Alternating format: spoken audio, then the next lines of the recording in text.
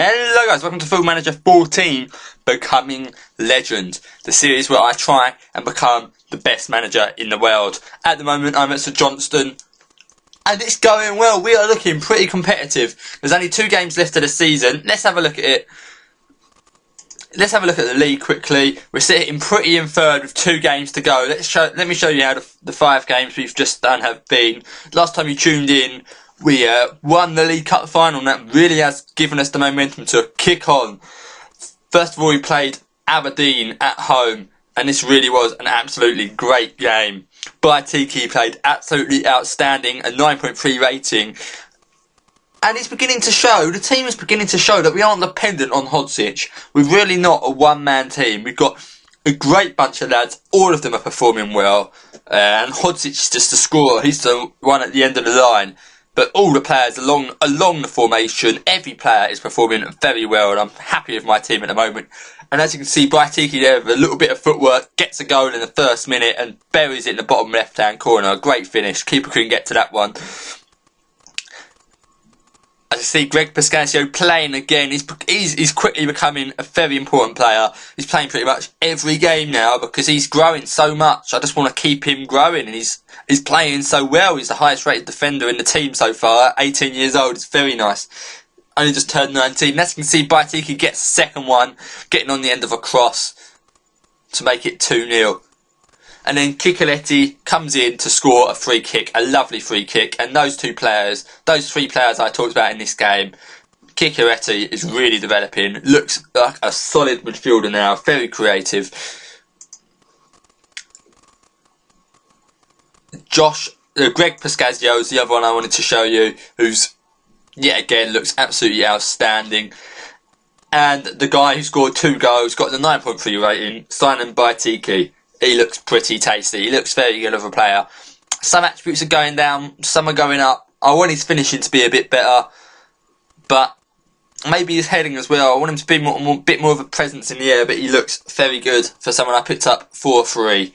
An ex-Man City player, so you have to expect it. Very good player. You can see why Man City had him on the books. But then we went off to play Kilmarnock. A very important game. Kilmarnock are running away in second place. We didn't want to get them out of our sights. We wanted to make sure that we were still holding on, even if it was with the tip of our fingers. And this was a very frustrating game. A very, very frustrating game. The league could look a lot more in our favour if it went the way I thought it should have gone.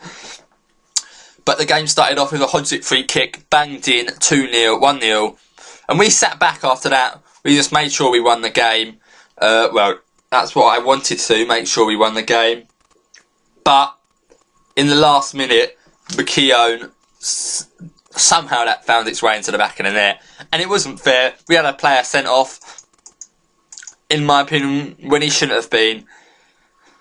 Which was an absolute shame, because it looked like the player dived.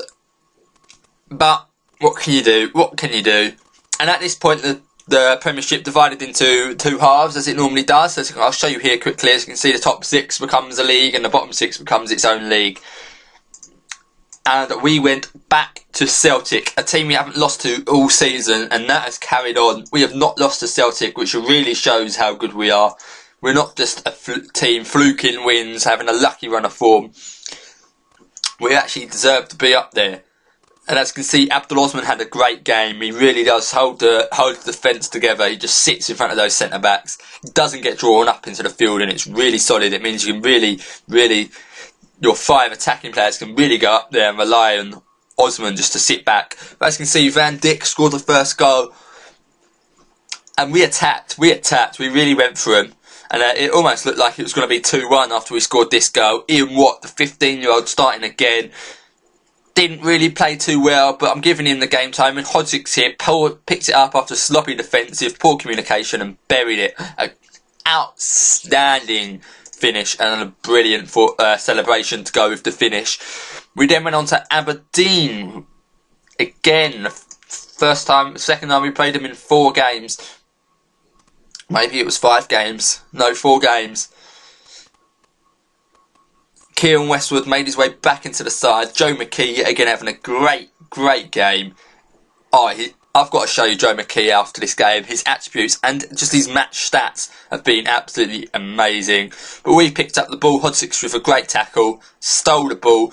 Greenhouse played it into Hodzic. Hodzic heads it back down to the player, runs off, leaves the defender for Deb. McKee lobs it over the keeper. Great finish from McKee. And he's become an outstanding player. I think he's quickly become one of our best players. Look at his attributes. He looks solid. He's really grown since we first got him. And look at his season statistics. 10 goals, 11 assists. When you've got a player who can both score and assist, you know you're onto a big player. 22 years of age, he's only going to get better and his attributes are shooting up. A very nice player. I'm glad he's a St Johnstone player. But the last game was Inverness, hoping to keep this good run of form going. Dylan McGowan's having to settle in for right back now because Greg Pascazio is coming into that centre back role and he's playing very, very well. As you can see, Baitiki scoring again, but he started off with an own goal conceded from a corner. I don't know how that managed to find its way in. Probably should have gone to Hodzic, really. He really created that goal. He caused that goal. But then McKee with another free kick, lovely lofted, finds its way out, but doesn't get its way to an Inverness player. Finds Wotherspoon, who has a poor cross. Pascazio picks it up, but gives it away. Vincent breaking. Hendry passes it back to Westwood, who has a great goal kick. Tries to find Wotherspoon, but he can't win anything in the air. McGowan wins it back. It's just end to end at this point. Kikeretti with a great pass into Wotherspoon, and look at that header from McKee. Somehow finds its way to Baitiki to make it 2-0. But they did get a consolation goal. Unfortunately, all it was a consolation goal. It didn't put them back in a game. As you can see, we were on the attack, and it was just a counter-attack. Tony Watt here, trying to break, plays in Doran, finds Christie on that left-hand side, somehow gets past our players. Nothing you can really do there, but it didn't matter because we won the game. That's all that matters, and we are looking very powerful at the moment. It looks like it's going to be a very interesting finish. We can either finish second, third or fourth, and it could go either way. Kilmarnock have got 2 very tough games. They've got Aberdeen away, and if they lose that, it comes down to us. So I'll show you our fixtures first. We've got to play Dundee United.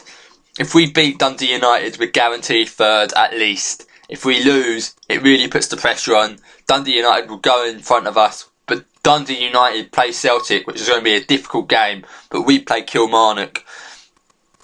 Basically, it could go any way. What makes it exciting, when the league divides in 2, if you're in the top half, you're always going to have tough games. So results could go any way. They really could. It's so close, so competitive. But I'm glad I'm guaranteed 4th, because that means I am guaranteed European football next season. I want to finish 2nd. I'll be happy with 3rd. I don't want to finish 4th.